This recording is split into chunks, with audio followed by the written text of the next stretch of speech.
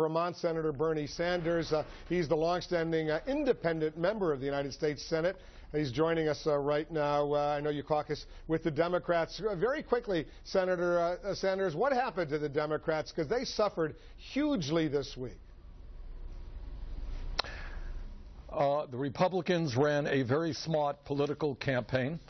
The American people are extremely dissatisfied for good reasons at the state of the economy. The middle class continues to collapse. That's been a 30-year collapse. The gap between the very, very rich and everybody else is growing wider. Real unemployment is close to 12%. And what the Republicans successfully did is blame Obama for all of these problems and then go after all of the senators who have supported Obama. What they also managed to do, Wolf, and a brilliant political strategy, is not tell us what their agenda is. All over the country, in conservative states, people said, let's raise the minimum wage to at least a living wage. What's the Republican position on that? They're against that. Poll after poll tells us that the American people want to rebuild our crumbling infrastructure and create millions of decent paying jobs. What's the Republican position on that? They're against it. Let me just ask you, I want to just get your quick reaction to what we just heard from the Speaker of the House, John Boehner. He was very blunt. He said if the president goes ahead and through executive action, unilaterally, without going through Congress, tries to change the status of illegal immigrants here in the United States, that will be very dangerous. He will poison the well, and it's as simple as that. He says the president better not even think about doing that. Your reaction? Well, my reaction is the people of this country overwhelmingly want to see the minimum wage raised. Is the Republican Party going to do what the American people want? The American people do not want more tax breaks for the wealthy and large corporations. Is the Republican Party going to poison the well by going forward at a time of massive wealth and income inequality, giving more tax breaks to people who don't need it? I think what Boehner is talking about is just a political attack on the president. And do you support will you support the president if he goes around Congress and takes that executive action to change the status of illegal immigrants?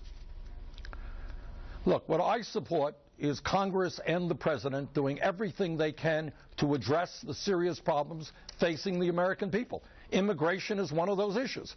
In the Senate, we passed a bipartisan bill. The House did nothing.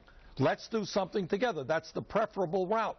But most importantly, let's not turn our backs on the middle class of this country and ignore the enormous economic problems they are facing. Let's not simply work for the rich and the big campaign contributors who control the United States Congress. If we can do that and respond to the needs and the pain of the American people, you know what? I think you'll suddenly find that Congress is regarded a lot more favorably than is currently the case. I know you're seriously thinking, at least thinking about running for the Democratic presidential nomination. Now that the midterm elections are over with, candidates are going to start announcing, creating exploratory committees. Where do you stand on that, Senator?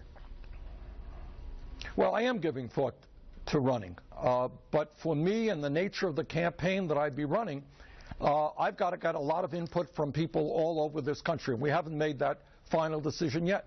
But, Wolf, when you take on the billionaire class and you take on the Koch brothers and Wall Street and the drug companies and all these guys, you don't do that haphazardly. You've got to really think it through. And I just want to know whether there is grassroots support in this country for an agenda that's going to speak to the needs of working families and the middle class, prepared to take on the big money interest. And I've got to determine that, and we're not there yet with that determination. Now, correct me if I'm wrong. You've already made a visit or two to Iowa. I assume you've been to your neighboring state of New Hampshire. How are you being received in those early primary and caucus states?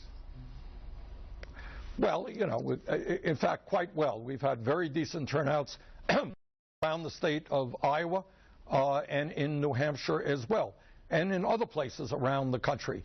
But it's one thing, you know, when, 300 or 400 people come out to a meeting, it's another thing to see and get a sense of where millions of people in this country are. Look, The American people today are very demoralized. One of the takeaways of this last campaign is that in my state, by the way, and all over this country, the vast majority of the people didn't even vote. Young people don't vote. Low-income working people don't vote. They're disgusted. They're giving up on the political process. Is it possible to bring those people back in so that they stand up and fight for their rights and take on the big money interests?